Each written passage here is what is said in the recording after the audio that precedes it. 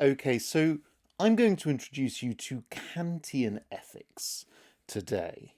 What is Kantian ethics? Well, the key idea here is that it is a system of duty. So, Kantian ethics thinks of itself in terms of requiring you to behave in a particular way, and that requiring is based upon rationality. So, it's based upon reason. So it is a rational theory of duty, sometimes called deontology. So let's define what we mean by deontology. Deontology is as opposed to teleology. Teleology in ethics is to do with consequences. Deontology is to do with the act itself. So it's the act itself that is right or wrong, not the consequences. So whatever happens afterwards doesn't matter as long as you do the right thing at that moment. So the person who proposed this was Immanuel Kant. Kant was a philosopher in the Enlightenment and had a really kind of steady, frankly boring life. Kant was a Prussian, which is kind of German at the time, and worked in Königsberg. He had a very quiet life because he was just an academic. The most remarkable thing I think about him is that he didn't have much money. Everybody before him was really just rich, right? All of the philosophers in ancient Greece and earlier in the Enlightenment were very wealthy and able to do philosophy because they didn't have to have a normal job. Kant wasn't like that. He had to earn a wage, and so he taught at a university. Kant was extremely bright. He solved many issues in philosophy, but he also came up with his deontological version of ethics, which is a rational kind of ethics. And we're going to go through now each stage of his foundations of ethics, how he builds up this system of ethics in a rational way. So he starts with his idea that morality is objective. It is objective. What we mean by that is that it is universal. So it applies to everybody. I'm just going to my definition color. Everywhere. Now,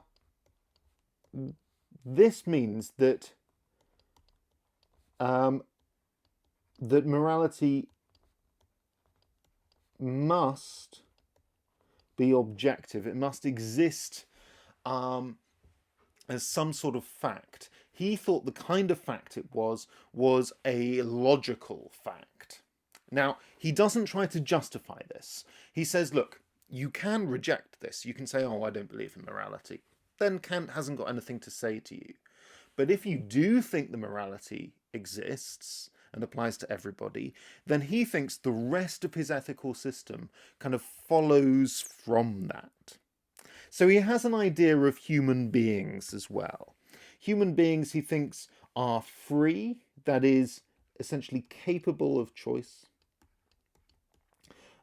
In philosophy of mind, he would be called a libertarian. That is, we're able to choose between options genuinely and to have chosen otherwise. This, he thinks, gives us moral agency. We are capable then of being moral.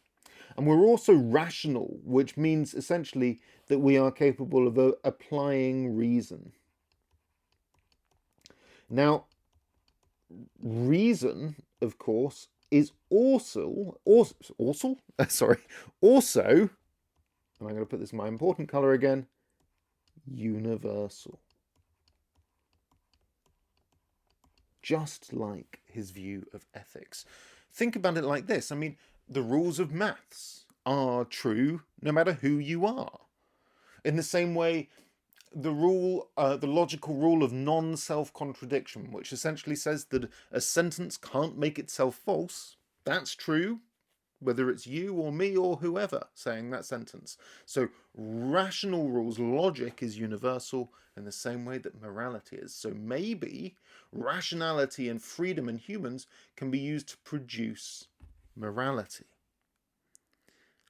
But why would we obey it? Well, Kant says that there is no reason to be moral, which sounds really weird for an ethicist, right? There's no reason to be moral. Because any reason he could give you would really be a reason to pretend to be moral. And as soon as that reason changes, your actions change. So he thinks there's no reason to be moral. Instead, you have to simply apply the goodwill. You just have to be.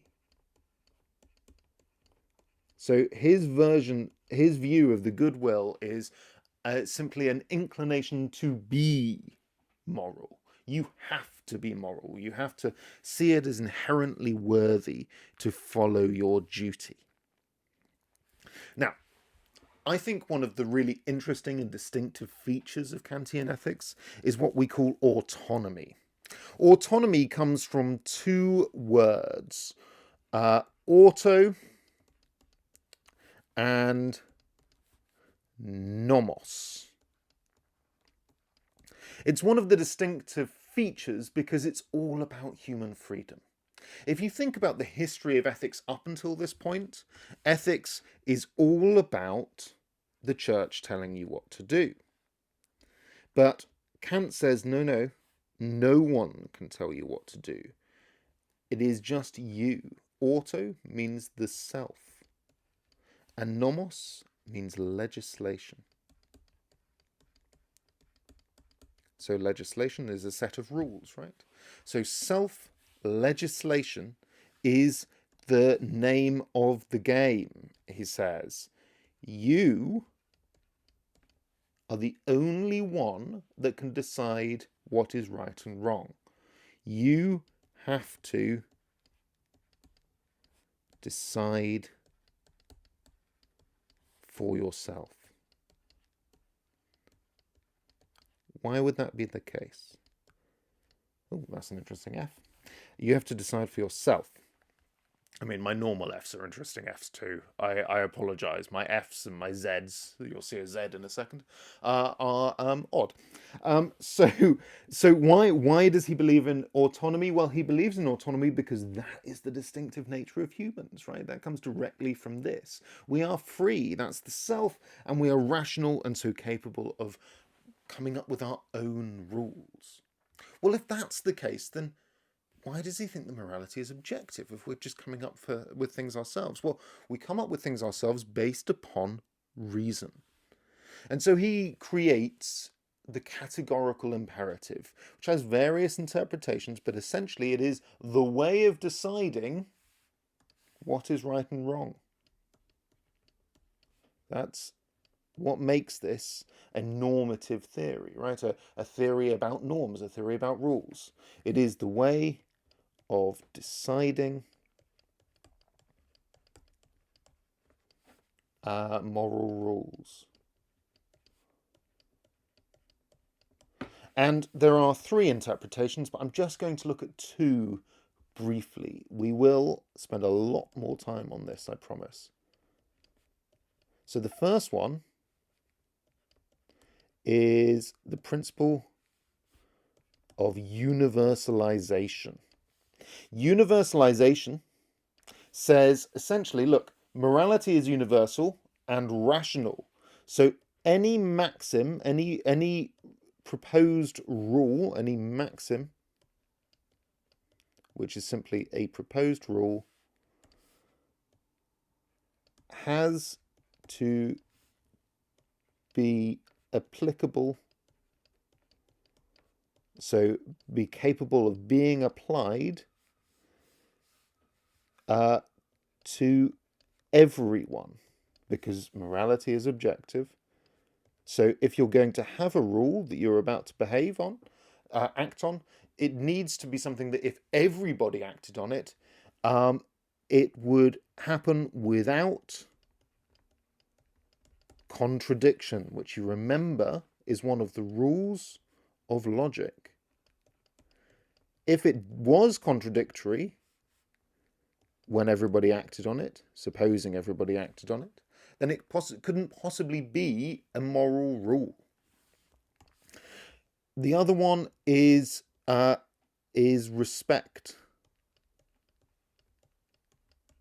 for persons, sometimes called the rule of ends. We'll explain what that is in another tutorial. Respect for persons says essentially, look, the origin of morality is this idea of autonomy, and the rule is simply don't undermine that origin. Don't undermine autonomy. Oh, can't spell autonomy all of a sudden, despite it being there. Don't undermine autonomy. So don't do something that stops someone else from acting freely or deciding for themselves what they're going to do. Lying to someone would do that, as would murdering them. So don't do those things. That's Kant in a nutshell. A system of ethics built on logic and respect for human freedom.